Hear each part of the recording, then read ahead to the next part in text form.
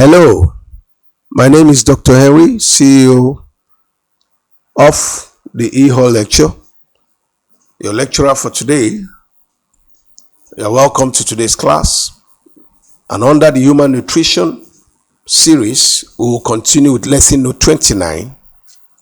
And the topic for today's class is energy balance, relating caloric intake to energy expenditure.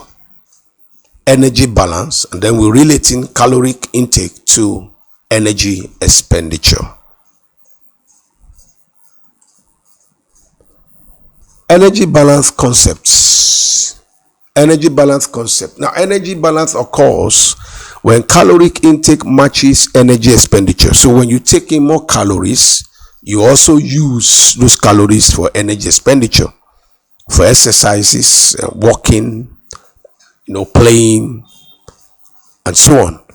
Now, this balance is crucial for maintaining body weight, because if you don't balance it, you have an imbalanced body weight. You need the body weight, but you must ensure that it is well maintained, because a positive energy balance results in weight gain, whereas a negative balance leads to weight loss. Now, what is positive energy balance? This is when caloric intake exceeds energy expenditure. The calorie intake, the food intake exceeds the energy expenditure. This condition supports growth in children or pregnant individuals and results in fat storage in adults. For negative energy balance, this is when caloric intake is insufficient to meet energy demands, and this will lead to weight loss and the breakdown of fats and muscle tissues. So take note of the energy balance concept, what you mean by the positive energy balance and the negative energy balance. Now let's see energy expenditure components. The energy expenditure components. Number one, resting energy requirements. The energy expended at rest to maintain basic bodily functions like breathing, circulation, and cell production is known as the resting energy requirement. Number two, physical activity. This actually varies greatly and is influenced by the intensity and the duration of exercise that you have undertaken. Depending on the extreme of such physical activity will be equivalent to the energy that has been expended. Number three, thermogenesis. And this is energy used during food digestion, absorption, and metabolism. This is the energy that is used during the process of food digestion, absorption, and metabolism. There are some active mechanisms in the system that will require energy. A high protein diet tends to generate more heat. A high protein diet will tend to generate more heat, while fat produces less. Take note. A high protein diet tends to generate more heat, while fat produces less of the heat. So let's talk about measuring energy. Energy is measured in calories. Energy is measured in calories, and 1 calorie is the amount of heat needed to raise the temperature of 1 liter of water by 1 degree centigrade. 1 kilocalories is the amount of heat needed to raise the temperature of 1 liter of water by 1 degree centigrade.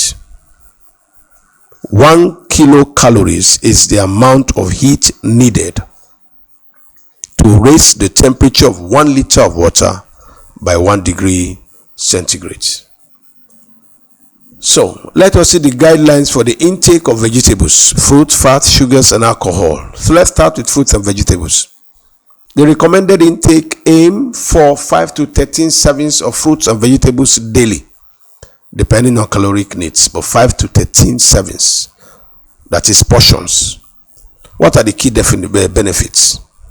These foods are rich in essential vitamin. We're talking of vegetables now and fruits, minerals.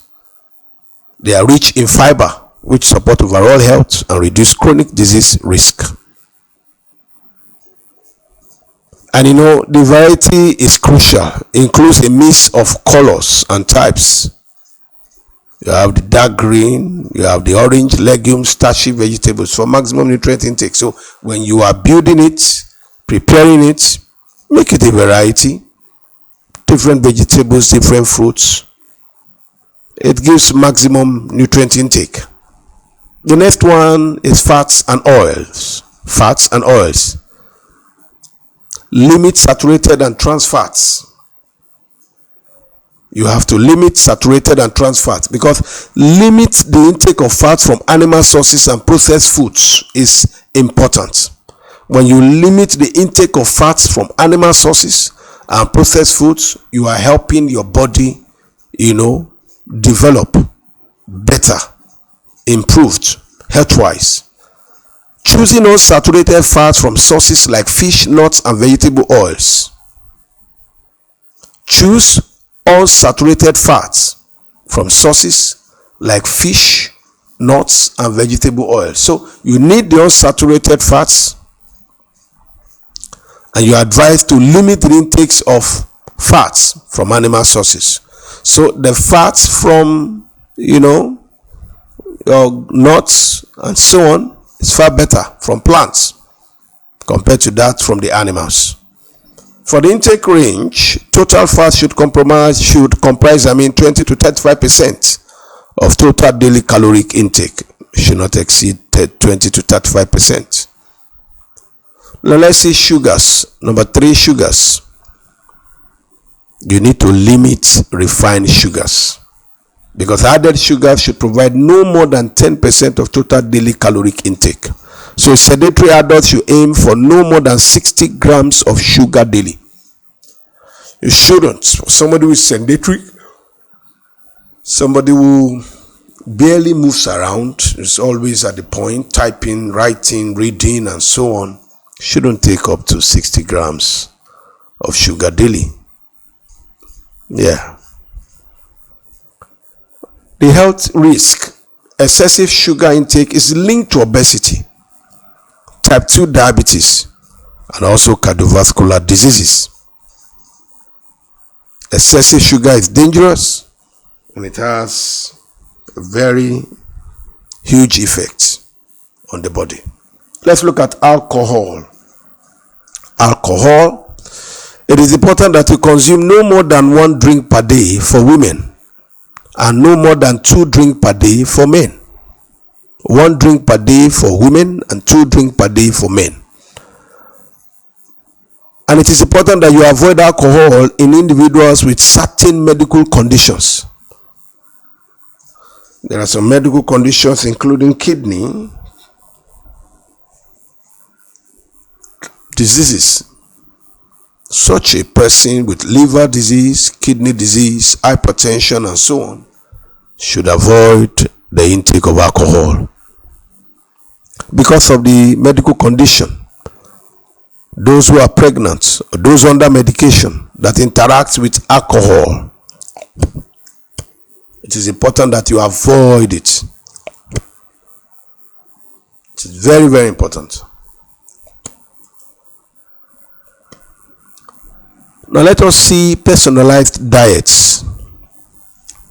There are persons who we have to give a specific plan, personalized diets.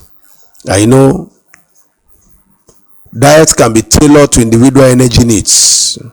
However, it is based on age, sex, physical activity, and health status. In doing this, you have to include nutrient-dense foods, such like fruits, vegetables, whole grains, lean proteins, so that you can meet micronutrient needs without exceeding calorie requirements. So you meet the micronutrient needs without having to exceed the calorie requirements. Let's look at family nutrition. For the children now, you ensure a balanced intake of fruits, vegetables, dairy, and proteins. And there should be portion control in order to avoid overeating.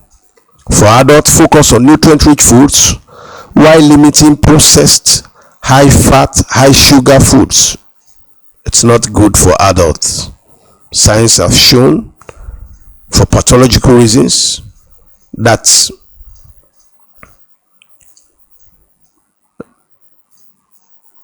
processed high fat foods, high sugar foods have immense contribution to diseases such like atherosclerosis, obesity, which can lead to other diseases including stroke, heart disease, and so on. Let's look at the cultural and preference consideration. It is important that you adapt dietary plans based on cultural preferences, food availability in that local area. So adapt the dietary plans based on cultural preferences, food availability, and the preference of the individual to ensure sustainability. Otherwise, you may prepare it, but the patient won't, appreciate it, may not take it. Let us now see dietary guidelines. Dietary guidelines. Now, the overall goal is this: that the energy expenditure and the caloric intake should be balanced. So while you are taking in, you should also ensure that you are burning these caloric intakes. You spend them, you use them, you do exercises, you are active. Focus on nutrient density foods and reduce foods that are high in added sugars and unhealthy fats. Food safety now, all you need to do is incorporate practices to ensure that the food is safe. Include proper handling, cooking, and also proper storage. That way, food safety is guaranteed and you can have increase in shelf life and also availability of food when you need them. So that will be all for this discussion today. Under human nutrition, we have discussed energy balance, relating caloric intake to energy expenditure. And we have looked at the definition, positive energy balance and negative energy balance. We have seen the energy expenditure components. And we have also gone further to look at the guidelines for intake of vegetables, fruit, fats, sugars, and alcohol. And then we've also gone further to talk about personalized diets, family nutrition, both for children, for adults, cultural and preference considerations, and then we have talked about the dietary guidelines, and which overall there should be a balance between your caloric intake and your energy expenditure. Remember, you can ask your questions on the Google Classroom. Make sure you take notes and make sure that you carry out your assignments, and you can read in addition to this less than 15 minutes audiovisual material. I'll see you in the next class. Take care. Bye.